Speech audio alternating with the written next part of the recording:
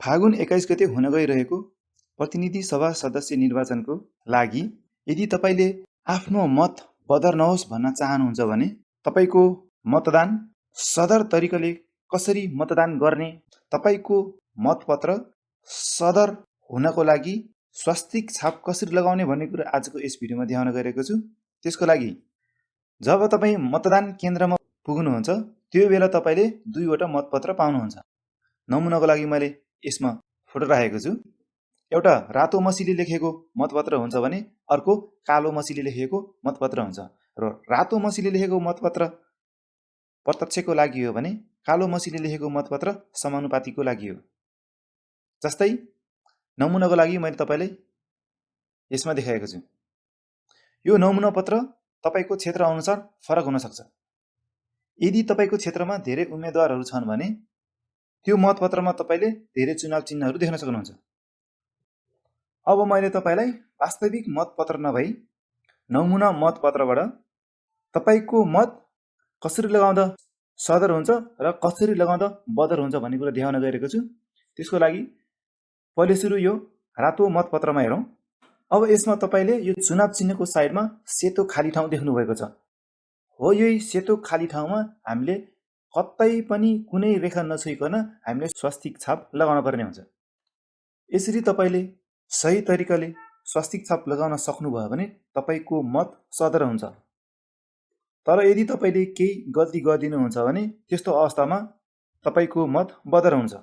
जस्तै पहिलो नम्बर, तपाईले यो चुनाव चिन्ह भन्दा बाहिर स्वास्तिक छाप लगाउनु भयो भने यस्तो अवस्थामा तपाईको मत बदर हुन्छ।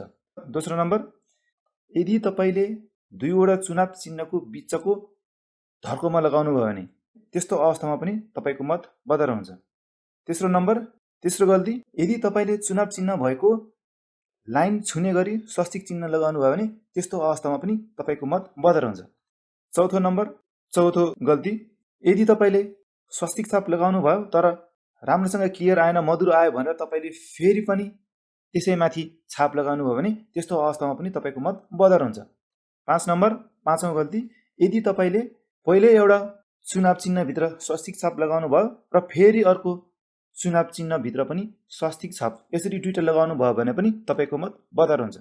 6 नम्बर, छैटौं गल्ती, यदि तपाईले त्यहाँ स्वास्तिक छाप नलगाइकन आफ्नो औँठाको छाप लगाउनु भयो भने त्यस्तो अवस्थामा पनि तपाईको मत बदर हुन्छ। 7 नम्बर, सातौं गल्ती, यदि तपाईले सही तरिकाले स्वास्तिक छाप त लगाउनु भयो तर त्यसमा मतदान अधिकृतको सही छैन भने त्यो मतपत्र पनि बदर हुन्छ।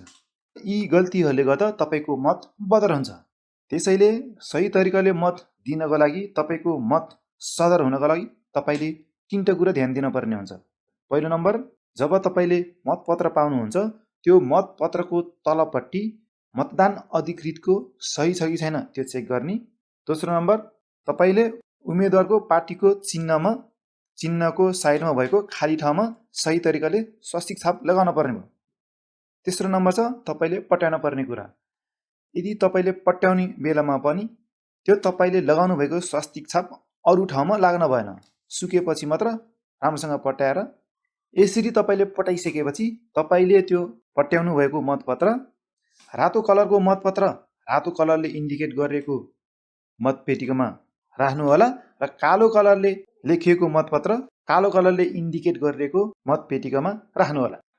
यति गरिसकेपछि तपाईले आफ्नो मतपत्रको सही सदुपयोग गर्नुभयो र तपाईको मत सदर हुनेछ।